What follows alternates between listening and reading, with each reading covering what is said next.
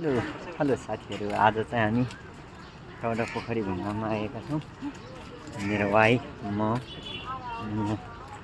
अङ्कलहरू हुनुहुन्छ। अब हामी यहाँ आज एउटा पोखरीमा यहाँ माछाहरू हेर्नको लागि आएको छौँ। अब एकछिनमा हामी यहाँ दानाहरू किनेर चाहिँ हामी माछालाई दिनेछौँ है।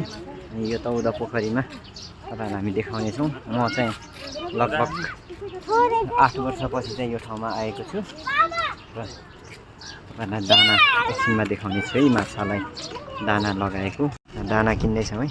दाना किनेर चाहिँ हामी माछालाई लगाउनेछौँ ल। माछासँग दाना किन्दैछौँ। तौदा पोखरीको माछा हामी हेर्छौँ है ल।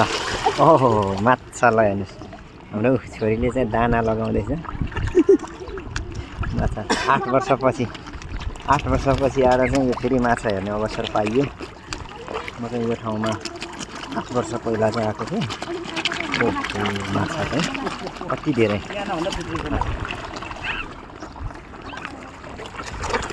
कत्रो माछा है। ओहो पानी नै छ माछा चाहिँ। अङ्कल कति वर्षपछि रे? 8 वर्ष भयो नि? 8 वर्ष। ओहो ल 2 धार नि होला है एउटै माछा।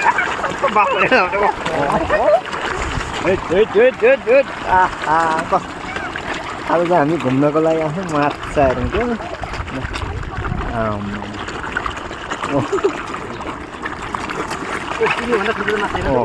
कत्रो पर्छ यो? के माछा हो त यो? पालुवा नै हो है। माछा हेर्नुहोस् त ल। माछा अब यति धेरै माछा देखिएको यो पोखरीमा चाहिँ हामी आछु 8 वर्षपछि आएको छौँ।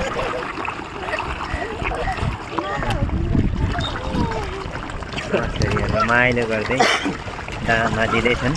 दाना छोरीहरू रमाइलो गर्दै दाना दिँदैछन् ल। कति धेरै हो यो त? तिल्केवाला हो।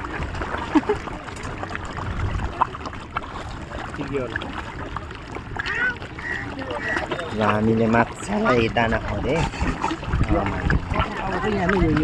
कत्रो छ कत्रो।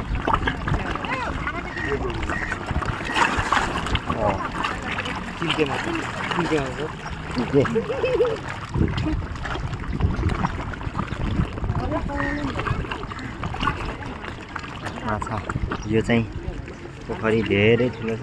कति लाग्छ एक फन्का मार्न? आरामले घुम्यो भनेदेखि 1 घन्टा लाग्छ।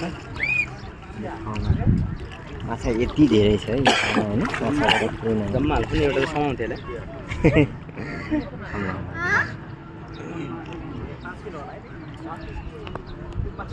होला।